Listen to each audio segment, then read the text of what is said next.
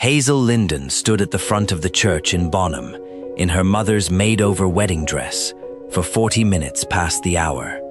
The congregation sat in a stifling, heavy silence, the preacher shifting his feet on the worn altar rug, before a boy was finally sent up the aisle with a folded scrap of paper. Hazel took the note, unfolded it with steady fingers, and read in 5 short lines before the whole town that she would not be married that day, nor any day, because Dorsey Lott had thought better of it. He did not even have the spine to come tell her himself. Dorsey had secured a better offer, the banker's daughter over in Coldwater, whose dowry included 2 sections of prime bottomland. Rather than face the woman he had courted for a year and promised to cherish, Dorsey had let Hazel dress, pin her veil, and stand waiting before every pitying and gloating eye in Bonham, before jilting her by messenger. The humiliation was total. Hazel stood alone under the vaulted ceiling, holding the paper that wiped out her entire future. She did the only thing left to her with any dignity.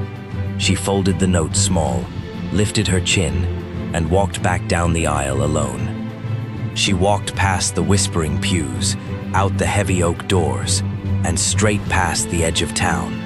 Her father had been a quiet gentleman who kept bees and sold wild honey, teaching Hazel every delicate secret of the hives. But when he died the winter before, his debts had taken the cottage and the swarms both, leaving Hazel, an orphan of 24, with no home, no kin, and no money. Dorsey's proposal had been the single solid stone under her feet. Now, with public ruin attached to her name, every respectable door in Bonham was firmly shut. Hazel walked a mile out onto the wind-scoured ridge and sat down on a cold boulder by the road, still in her mother's silk gown, having run completely out of places to go. She sat dry-eyed in the fading light, refusing to cry on a public road, waiting for a future she could not imagine. That was where Micah Hart found her. Micah was a quiet rancher of 34 who kept an old apple orchard 3 miles north of town. He was a plain-spoken, solitary man who had been sitting in a back pew during the debacle, having bought wild honey from Hazel's father for years, and remembered the girl's gentle, fearless way around the hives. He had watched Dorsey's cowardly stunt with a slow, deep anger, gave Hazel a head start, and then rode out to find her.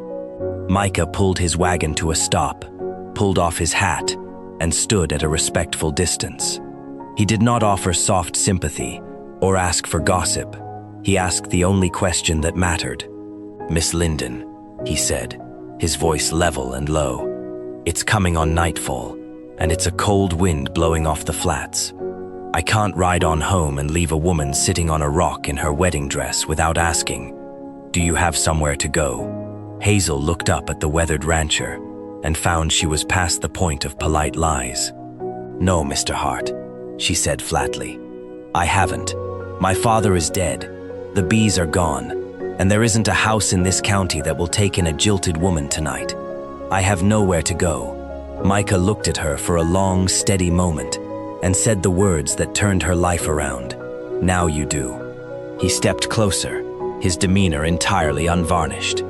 "I've an orchard my father planted that hasn't borne a decent crop of fruit in 6 years. It's gone near barren, and I never had the hand for it. Your father was the best beekeeper in Texas, and I watched you handle his hives when you were a girl. This isn't charity, Miss Linden, and I'll thank you not to take it as such. I need bees in that orchard, and I need someone who knows the craft. There's a cabin on my place with a good stove, a lock on the inside of the door, and a fair wage for honest work. You asked if you had anywhere to go. You do now." Hazel got up off the rock, gathered her white skirts out of the dirt, and climbed into his wagon. The alternative was the ditch, but more than that, Micah's matter-of-fact tone had reached the cold, numb place inside her and told it to stand up. When they reached his ranch, he showed her to a small, tight timber cabin near the edge of the trees. He handed her a brass key, pointed out a dry stack of stove wood, and set a bucket of fresh well water on the porch. "The door locks from the inside," Micah said simply. "You're safe here, and your time is your own until morning." That first night, Hazel lay awake under a thick wool blanket, listening to the wind through the pines. For months in town, she had felt the suffocating pressure of expectations, followed by the crushing weight of public pity. Here, in the quiet dark of a room that was hers to lock, there was no pity.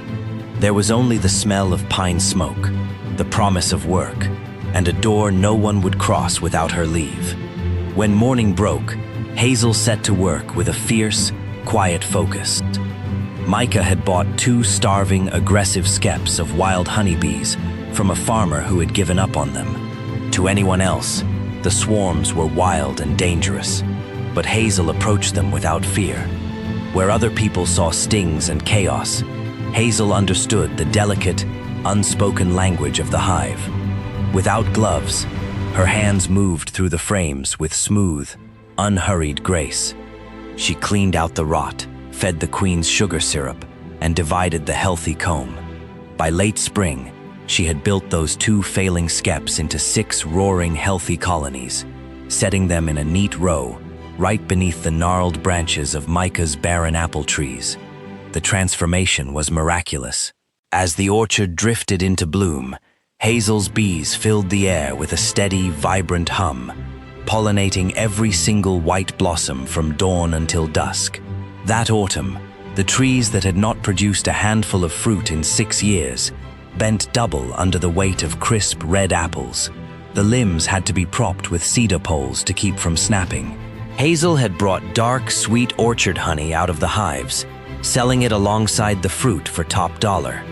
In fixing his dead father's orchard, Hazel realized she had fixed the broken, discarded pieces of her own life. Word of the booming orchard spread quickly, bringing the town's self-appointed moral guardians out to the ridge. Mrs. Gantry, the preacher's sister, drove her buggy out to the farm, stepping around the hives with a handkerchief pressed to her nose. She found Hazel in a denim apron, lifting a heavy frame of honeycomb. "Hazel Linden," Mrs. Gantry clucked, her tone sharp with disapproval. "A single woman living out on a bachelor's ranch, working in the dirt. The town is scandalized. You were ruined at the altar, child, and now you're throwing away what little reputation you have left. Surely you see how this looks." Hazel did not pause her work. She set the frame down carefully, turned, and looked the woman straight in the eye. "Mrs. Gantry," Hazel said, her voice dropping into a cold, level calm. "I stood in front of the whole town in my wedding dress and was cast aside by a coward. This town clucked and gossiped about how that looked, but not one of you offered me a crust of bread or a roof over my head. Mr. Hart gave me honest work, a fair wage, and a door that locks from the inside. I have learned what the town's care for appearances is worth, and it is less than nothing. You'd best mind your step around that 3rd hive, ma'am. The bees can tell when a person comes around with venom." Mrs. Gantry turned pale, gathered her skirts, and fled to her buggy without another word. The true test came during the autumn harvest market in town, where Micah and Hazel set up a grand table loaded with crates of red apples and jars of golden orchard honey. Half the county gathered around, marveling at the yield. Seeing Hazel's success, Dorsey Lott approached the table. His marriage arrangement with the banker's daughter had fallen apart when his debts came to light, leaving him sour and humiliated. Seeing Hazel transformed, prosperous, respected, and radiant, his bruised vanity could not bear it. He stepped up to the table in front of the crowd, flashing a practiced, hollow smile. "Hazel, my dear," Dorsey said loudly, reaching across the table for her hand. "I was a fool, but I've come to make things right. You belong with a man of standing, not slaving away on a scrub apple farm. I'm ready to take you back." Hazel did not take his hand. She stood up straight, resting her palms flat on the wood. "Dorsey Lott," she said, her voice carrying over the silent market square. "You left me standing at an altar and sent a boy with a note because you didn't have the courage to face a woman you lied to. You traded me for a dowry that rejected you. and now you come here, because you can't stand to see that I survived your cruelty. You didn't come because you want me. You came because you hate that I landed on solid ground. She looked him up and down with quiet disdain. Being jilted by you was the greatest mercy of my life, because it led me to a decent man who asked if I had anywhere to go and gave me back my work and my pride. You have no claim here. Take the road, Dorsey, before my bees decide to teach you what happens to a drone who tries to rob the hive. The crowd erupted into rustling laughter and murmurs of approval. Dorsey went white with shame, pulled his hat down, and slunk away through the crowd, completely broken and exposed. By late October, the harvest was finished. Hazel had her own bank account, her own wagon, and enough money saved to buy her father's old cottage back twice over if she chose. She was entirely independent, beholding to no one. That evening, as the gold light hit the heavy apple trees, Micah walked out to her hives. He stood beside her, looking out over the quiet ridge. "Hazel," Micah said, his plain-spoken voice trembling just a fraction. "When I found you on that rock, I offered you a room and a wage, because that was all I had the right to offer a woman who'd just had her heart broken in public. I've waited a year to say the rest, because I wanted you to have your own money and your own freedom first, so you'd know this wasn't a trap." He took her hands, sticky with the late-season honey. "I don't want a beekeeper for my orchard, Hazel. I want you for my life. Marry me. Not because you've nowhere to go. You can live anywhere in this county now and be beholden to no one. Marry me because there's an orchard here that belongs to you, and a man who has loved you since the day he saw you lift your chin and walk out of that church. Marry me so that now you do means a home for good." Hazel looked at the steady, honest man who had given her a key when she was homeless and smiled.